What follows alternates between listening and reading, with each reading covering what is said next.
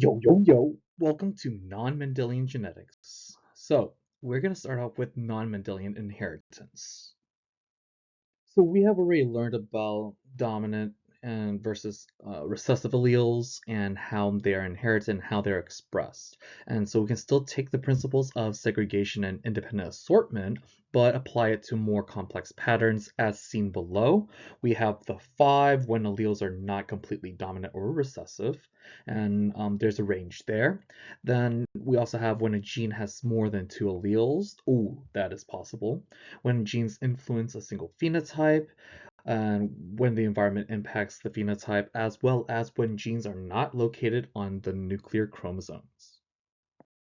So there are degrees of dominance. What we've learned before with Mendel was complete dominance, when a heterozygous individual would be expressing that dominant trait. But that's not always the case. In incomplete dominance, neither allele is completely dominant over the other in a heterozygous individual. So that heterozygous phenotype would be a blend between the two. And so for me, when I see incomplete dominance, I always think blend. And then there's another type, which is called codominance, when 2 alleles are dominant and both are inherited, then they would be both expressed in an heterozygous individual. So with codominance, I like to think of both or co-op. So they're working together, right? So codominance, co-op, they're both being expressed. Incomplete dominance, they're a blend of that phenotype. So with our incomplete dominance, I'd said that our word is blend. And we can see it here with the snapdragons. One allele is for red flower, and then the other produces white flowers. When inherited together, it's a blend of the two. Red and white creates a shade of red, a pink color. Now, codominance, I always like to think of it as co-op or both. And in this case, we see the example with chicken feathers. One allele produces black feathers, the other one white feathers. And when the heterozygous is being expressed, it is showing both black and white at the same time and is considered speckled here. So genes controlled by alleles with different degrees of dominance produce more variation in possible phenotypes. So let's work out this example together. The roan coat color is an example of codominance. When a white cow is mated with a red cow, they produce the red and white or roan coat color in their offspring. Predict the phenotypic and genotypic ratios between these two crosses here. So we have a roan and a white. So let's create our table.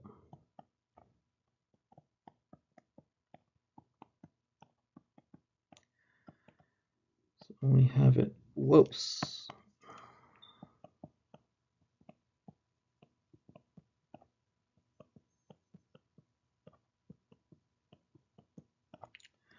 And then let's work it out. We have a 1-to-1 ratio here for the phenotypic ratio, and then a 1-to-1 for our genotypic ratio. When a true breeding black-feathered rooster is mated with a true breeding white-feathered hen, the resulting F1 offspring are all blue-feathered. So when we see that, a new phenotype is being created, and it's a blend between the two. We know this is going to be incomplete dominance. So simplest explanation, the phenotypes are being blended. The alleles are incomplete dominance. Now, what would the phenotypic ratios of the F2 generations be? And so with the F1, we know that's blue feathered, and it's because it has both black and white inherited. So I'm going to create my own letter here for it. So this is the cross.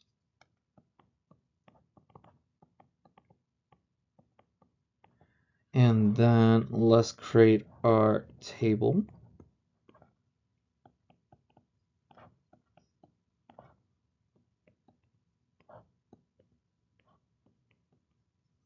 So we see that we get black, we get blue, blue, and then white. One black to two blue to one white. And that is our ratio there. Now we're diving into multiple alleles. Unlike genes in Mendel's pea plants, most genes have more than two allelic forms. So the primary example we're going to look at today would be blood type. Your ABO blood type is determined by the type of carbohydrate chains found on the surface of your blood cells. The type of carbohydrate is determined by the three alleles for the gene. We have type A, and we can see that as a capital I with a superscript A. Same here with B, and then for type O, it is lowercase I. So when A and B alleles are inherited, they're going to be considered codominant, while I is going to be recessive. Now you can see here with on the table the resulting phenotypes from their genotype. Okay. So you can see the enzyme encoded by the allele A adds A carbohydrates to the surface of the red blood cell, and same with B to the red blood cells there. Having more than two alleles available for a certain gene creates more variation and thus more possible phenotypes. So you will need to be able to work on these types of problems. Human blood groups are an example of codominance. The blood types are A, B, AB, and O. A man who is type AB marries a woman who is type O. What are the chances? And then these are all the possible chances, but let's set up our table. So A, B, and O.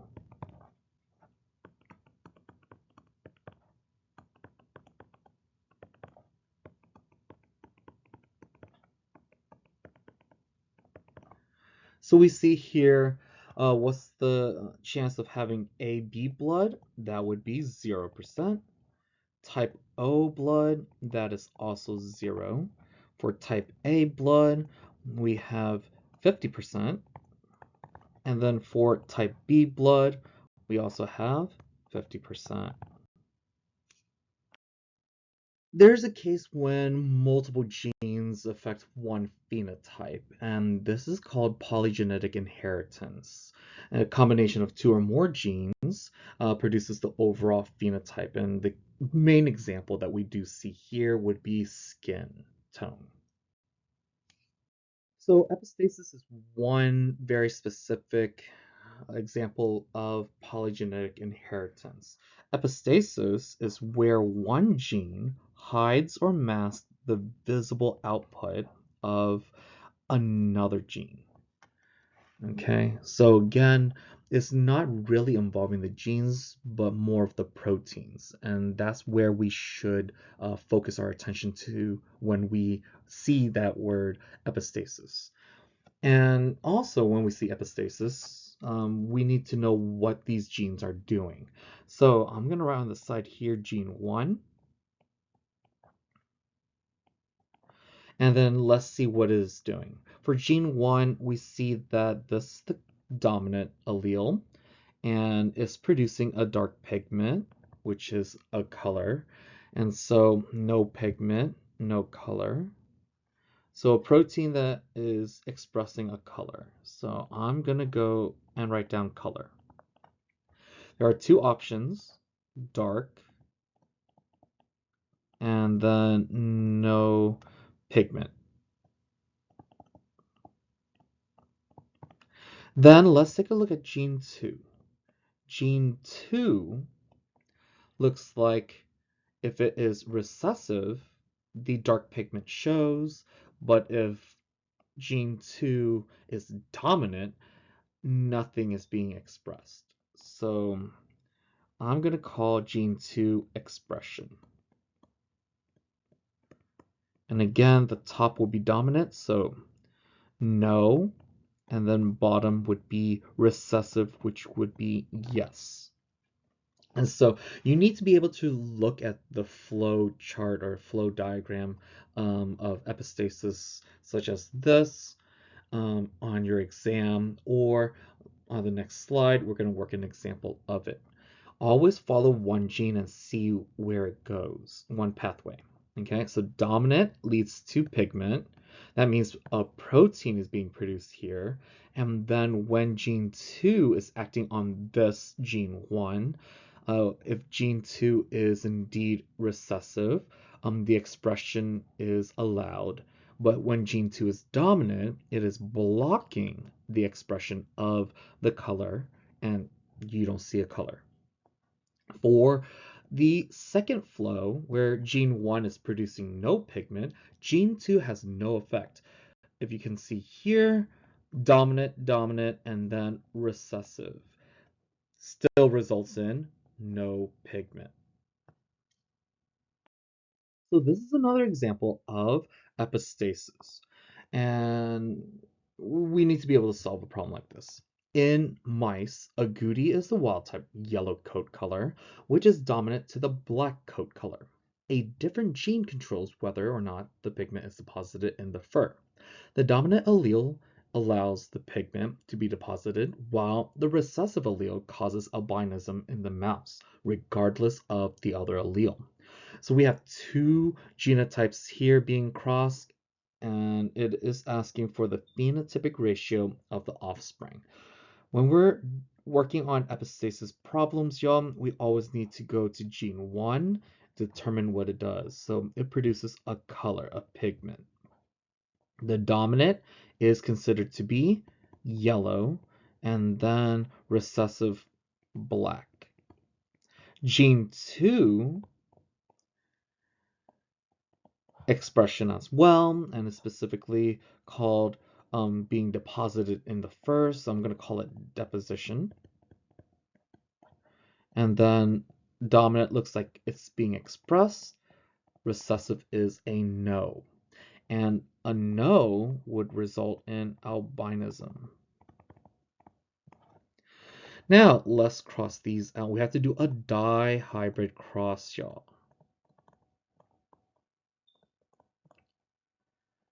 So again, get all the possible gametes.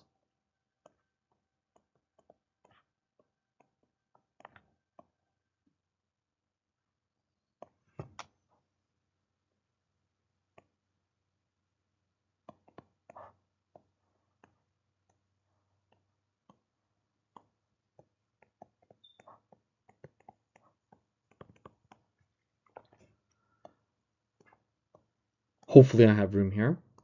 Okay, so now this is an easy one because the top will determine every other square below it.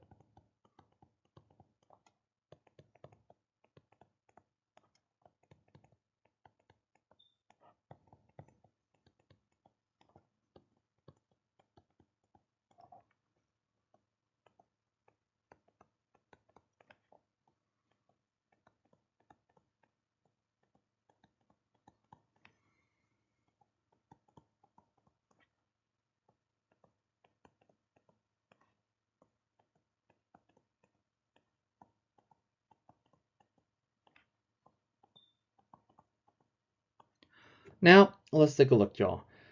We have dominant for the first, and so these two columns here produces yellow phenotype. Over here, these two would produce the black phenotype because the second gene is dominant for all of the possibilities. So there's no albinism phenotype. So our ratio would be 1 yellow to 1 black. Some phenotypes for a characteristic depend not just on the genotype, but also on the environment. And here we have two examples. The first one is the amount of red and white blood cells that is in an individual can be affected by the altitude, the amount of physical activity, as well as the presence of infectious agents. The second example would be hydrangea flowers. They can change color depending on the acidity of the soil. And just to throw it in there, we have a third. So again, reptiles, their sex is dependent upon the temperature of the water in which the eggs incubate. So warmer water temperature would lead to more females, whereas cooler temperatures would lead to males. So, if two individuals have the same genotype but display different phenotypes, there must be some sort of environmental impact on the phenotype observed. And our last type of non-Mendelian inheritance would be non-nuclear inheritance, which involves genes that are not located on the chromosomes inside the nucleus. In eukaryotes, the mitochondrial and chloroplast contain DNA with their own set of genes that code for proper functionings of the organelles and other cellular functions. And so these chloroplast mitochondria are randomly assorted to gametes and daughter cells, so they don't follow the simple Mendelian rules. Specifically, we need to know this. In animals, mitochondrial DNA is transmitted by the egg and not by the sperm. As such, mitochondrial determined traits are determined by the mother. And here's why. So again, when fertilization occurs, that mitochondria within the egg cell is present, but the mitochondria of a sperm cell is located outside the area in which the nucleus is found. So when the sperm fertilizes the egg, the mitochondria does not follow. So continuing the non-Mendelian genetics, the next topic is sex-linked genes.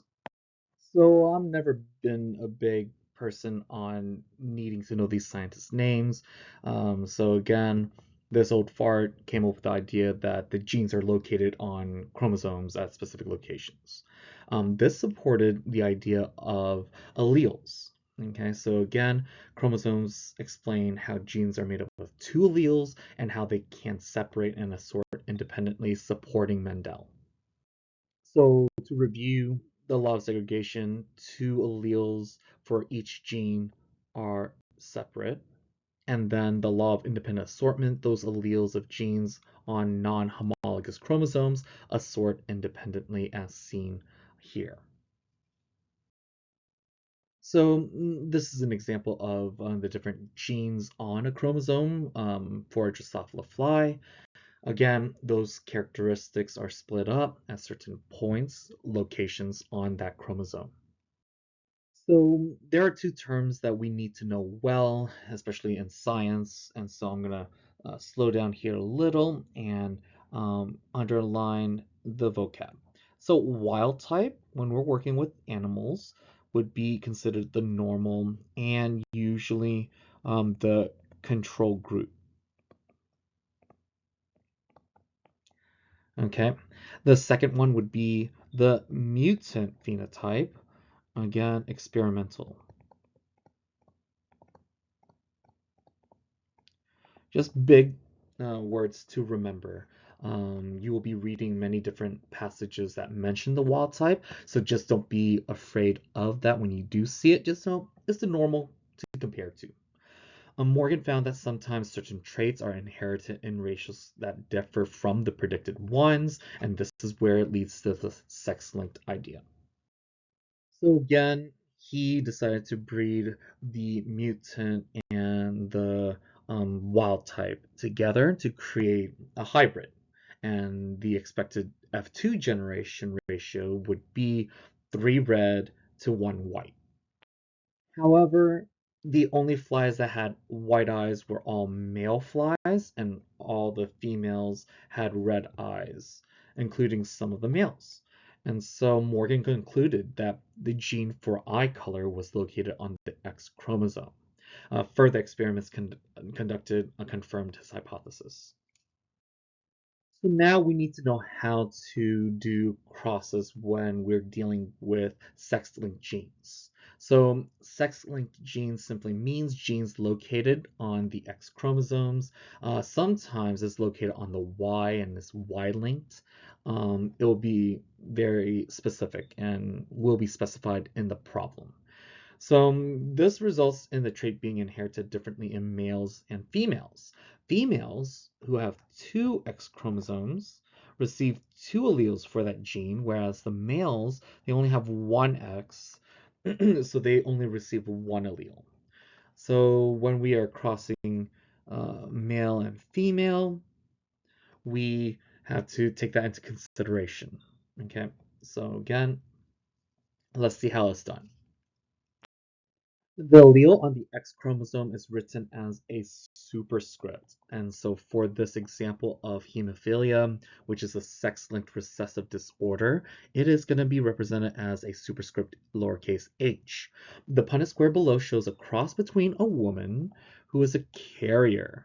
So heterozygous means that we have an X capital H and an X lowercase h. And you guys can see that right here. And a man who does not have hemophilia, which would be capital H and Y. So let's pause here and take a look at this concept. Carrier is a heterozygous, which involves 2 alleles. So can males be carriers ever?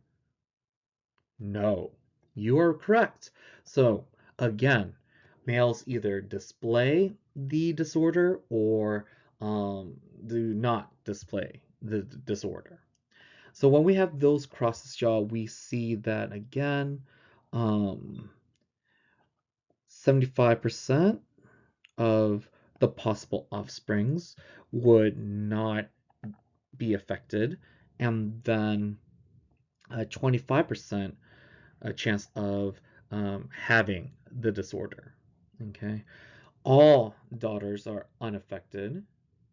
Okay, they are one could potentially be a carrier, and yeah, that is how we look at sex-linked genes. We're gonna work on a problem on the next slide.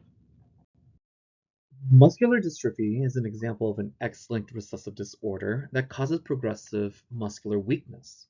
If a man who is normal, and it looks like the normal allele is represented by a capital N, has a child with a woman who is a carrier for the disease, and it looks like the disorder is represented by the letter C, what is the chance that their child will have the disease?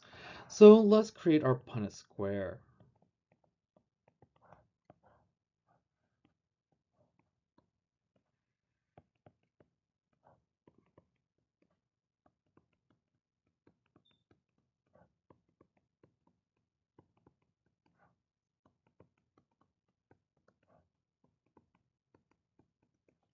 Okay, so looking at it, we see that there is a 25% chance that their child would have the disease.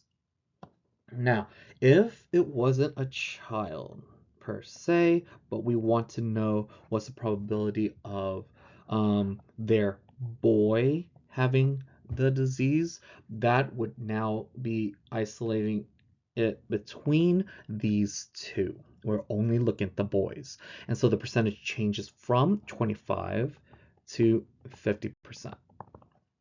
Be sure to note what you're looking for. Okay, that's it for today. Have a good one.